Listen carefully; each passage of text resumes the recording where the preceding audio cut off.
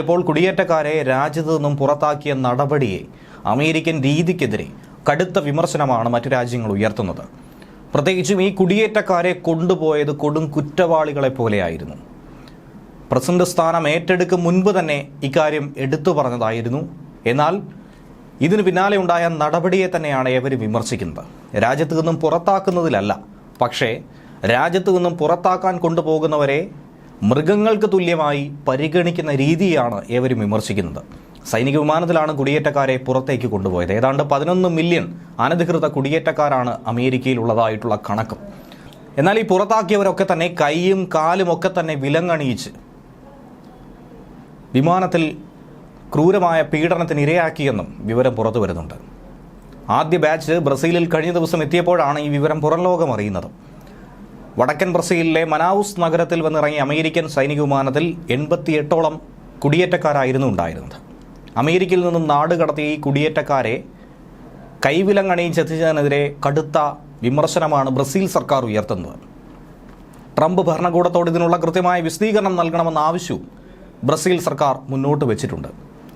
കുടിയേറ്റക്കാരോട് നടത്തിയ പെരുമാറ്റം മതദഗ്ധമായ മനുഷ്യാവകാശ ലംഘനമാണ്. അതിൽ ഒരു തരത്തിലുള്ള വിട്ടുവീഴ്ചയും ഇല്ല എന്നാണ് ബ്രസീൽ വിദേശകാര്യ മന്ത്രാലയം പറയുന്നത്. തങ്ങളുടെ പൗരന്മാരെ വിലങ്ങണിയിച്ചത് കണ്ട ബ്രസീൽ അധികൃതർ അമേരിക്കൻ ഉദ്യോഗസ്ഥരോട് ശക്തമായ ഭാഷയിൽ തന്നെയാണ് ഇതിന് മറുപടി തേടിയത്. അടിയന്തരമായി തന്നെ വിലങ്ങ് നീക്കണമെന്നാണ് ആദ്യം ആവശ്യപ്പെട്ടത്. ഇനി വിമാനത്തിൽ വന്നിറങ്ങിയ കുടിയേറ്റക്കാർ പറയുന്നത് വെള്ളം പോലും വിമാനത്തിനുള്ളിൽ വെച്ച് തന്നില്ല. എന്തിനേറെ പറയുന്നു, ടോയ്ലറ്റിൽ പോകാൻ പോലും അനുവാദം നൽകിയില്ല. ഇതുപോലെ വിമാനത്തിനുള്ളിൽ കൊടും ചൂടായിരുന്നുവെന്നും AC പോലും പ്രവർത്തിച്ചില്ല, മറ്റു ചിലരാകട്ടെ കുഴഞ്ഞു വീഴുന്ന കാഴ്ചകൾ കാണേണ്ടി വന്നുവെന്നും ചൂണ്ടിക്കാണിക്കുന്നുണ്ട്. എന്നാൽ സാങ്കേതിക കാരണങ്ങൾ മൂലമാണ് AC പ്രവർത്തിക്കാത്തതെന്നാണ് അധികൃതരും പറയുന്നത്.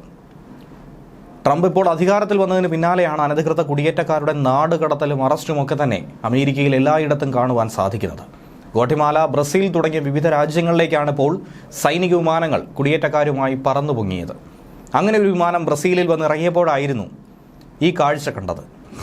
ബ്രസീൽ സർക്കാർ ശക്തമായി തന്നെ ഈ വിഷയത്തെ ചോദ്യം ചെയ്യുകയാണ്. യാത്രക്കാരോടുള്ള തരം താഴ്ന്ന പെരുമാറ്റമാണ് അമേരിക്ക നടത്തിയതെന്നാണ് ഇവർ ചൂണ്ടിക്കാണിക്കുന്നത്. ബ്രസീൽ മനുഷ്യാവകാശ മന്ത്രി മക്കാവോ എവറിസ്റ്റോ അറിയിച്ചതനുസരിച്ച് ഓട്ടിസം ബാധിച്ച കുട്ടികൾ പോലും ഈ വിമാനത്തിലുണ്ടായിരുന്നു.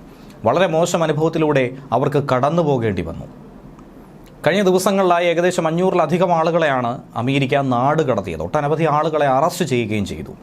എന്നാൽ ഇപ്പോൾ പറന്നുയർന്ന ഈ ഫ്ലൈറ്റ് അത് ട്രംപിൻ്റെ ഉത്തരവ് പ്രകാരമല്ല യാത്ര തിരിച്ചത്, മറിച്ച് 2017 പരസ്പര ധാരണയനുസരിച്ചാണ് ഈ ആളുകളെയൊക്കെ തന്നെ ബ്രസീലിലേക്ക് എത്തിച്ചതെന്നാണ് ചില അന്താരാഷ്ട്ര മാധ്യമങ്ങളും കുറിക്കുന്നത്. എന്തായിരുന്നാലും വിവരം അറിഞ്ഞതിന് പിന്നാലെ തന്നെ ബ്രസീലുകാരെ തിരികെ എത്തിക്കാൻ ബ്രസീലിയൻ സൈനിക വിമാനം ഏർപ്പെടുത്താമെന്ന് പ്രസിഡന്റ് ലുല ഡി സിൽവ സമ്മതിച്ചതായി തന്നെ വ്യക്തമാക്കുന്നുണ്ട്.